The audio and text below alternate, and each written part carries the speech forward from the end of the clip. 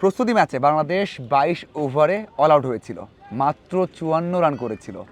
সেখানে ব্যাট করতে নেমে হ্যাজেলউডকে এগিয়ে এসে মানে ডাউন দ্য উইকেটে এসে মুমিনুল চার হাঁকালেন।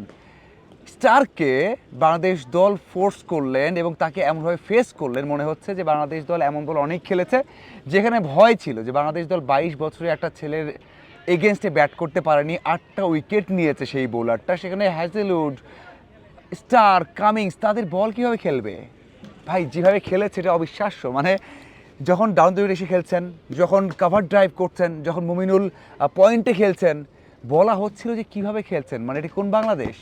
এভাবেই বারবার কমেন্ট্রি থেকে মানে কমেন্ট্রি বক্স থেকে যারা ছিলেন লেজেন্ডারি অস্ট্রেলিয়ান ক্রিকেটাররা তারা যখন বলছিলেন যে অ্যাশেজেও ইংল্যান্ড এভাবে ব্যাট করতে পারেনি, প্রথম দিন এমন ডমিনেট করতে পারেনি, বাংলাদেশ এটা করে দেখিয়েছে। বাংলাদেশ যেভাবে অ্যাডপ্ট করেছে এই কন্ডিশনে গিয়ে সেটা অন্য কেউ পারেনি কখনো। এইভাবে বাংলাদেশকে প্রশংসা করা হয়েছে কম বক্স থেকে, সেটা আমরা সবাই জানি। বড় বড় তারকা, কখনো হেইডেন, কখনো পন্টিং, কখনো ওয়ার্নার, অনেকেই ছিলেন। এক কথায় দারুণ। এই যে প্রথম দিন তিনটা সেশন বাংলাদেশ ডমিনেট করেছে। প্রথম আড়াই সেশনে বোলাররা তো মানে যা করেছে এটা অবিশ্বাস্য। লাইন লেন্থ, বাতাস কাজে লাগানো এবং তাদের দুর্বলতা কাজে লাগানো, সব কিছু মিলিয়ে বাংলাদেশ দল প্রথম আড়াই সেশন জিতলো। শঙ্কা ছিল যে ব্যাটিংয়ে বাংলাদেশ না 100 রান অল আউট হয়ে যায়, যেখানে অস্ট্রেলিয়া 74 রানে 4 উইকেট হারাচ্ছে, সেখানে বাংলাদেশ দল না 74 রানে অল আউট হয়ে যায়। প্রস্তুতি ম্যাচে 54 রান করেছিল। কি দারুণ! মানে সাদমান এবং টাইমের শুরুটা দারুণ ছিল। পরে যে জুটিটা করেছেন 60 রানের মতো মুমিনুল এবং তামিম, সেটা অবিশ্বাস্য।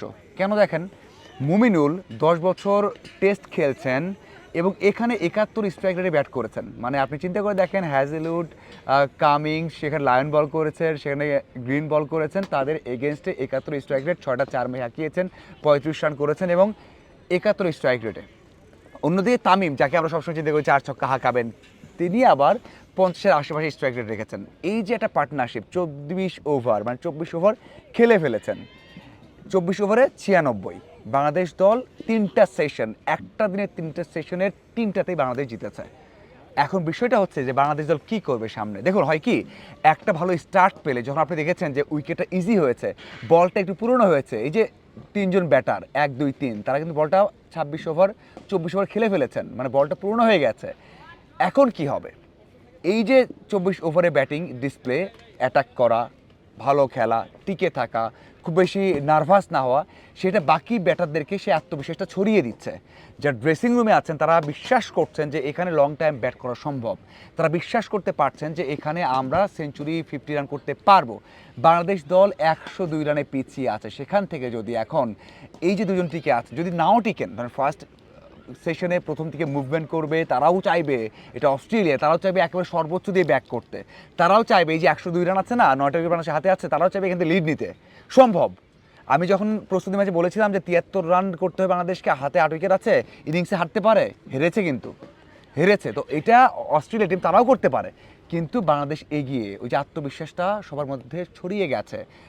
এখনও ড্রেসিং রুমে বসে মুশফিক দেখেছেন রান করা যায়, লিটন দেখেছেন রান করা যায়, মিরাজ দেখেছেন, সেখানে সবাই কিন্তু বসে আছেন যে ভালো একটা ইনিংস খেলতে, সেটা সম্ভব। এবং একটা বার চিন্তা করে দেখুন, কোনো কারণে মুশফিক টিকে গেলে, মুমিনুল টিকে গেলে, সেখানে যদি আরও একটা ভালো ইনিংস পাওয়া যায়, বাংলাদেশের বেস্ট ব্যাটার গেল 2 বছরে, সেখানে 6 নম্বরে ব্যাট করা লিটন বেস্ট, এবং সেখানে আরও একটা যদি ক্যামিও খেলেন, 70 রানের ইনিংস খেলেন, 60 রানের ইনিংস খেলেন, বাংলাদেশ দল যদি 150 রান অথবা 120 রানের একটা লিড পেয়ে যায়। হ্যাঁ, আপনি বলেন ভাই অস্ট্রেলিয়া টিম এটা, হ্যাঁ অস্ট্রেলিয়া টিম এটা, ওরা ওখান থেকেও জিততে পারে, কিন্তু পুরো প্রেশার থাকবে অস্ট্রেলিয়ার উপর। একটা করে ব্রেক থ্রু বাংলাদেশকে এগিয়ে দিবে, একটা করে উইকেট বাংলাদেশকে এগিয়ে দেবে যদি 100 রানের লিড পায়। প্রথম দিনই আমরা জয়ের স্বপ্ন দেখছি, যেখানে আড়াই দিন 3 দিনে হারার শঙ্কা ছিল, ভয় ছিল, আমি নিজে বলেছি এর আগেও।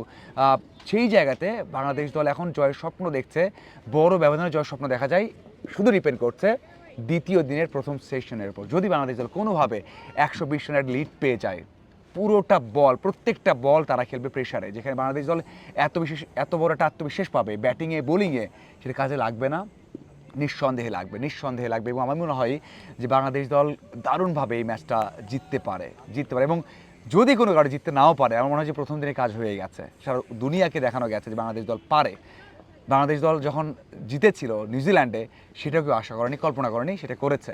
এখানেও আর ছোটো ছোটো কয়েকটা সেশন, ছোটো ছোটো কয়েকটা ওভার, কয়েকটা পার্টনারশিপ বাংলাদেশকে ম্যাচটা জিতিয়ে দিবে। আপনার কি মনে হয় যে বাংলাদেশ দল কি করতে পারে এবং সম্ভব কিনা অবশ্যই জানাবেন। ধন্যবাদ সবাইকে।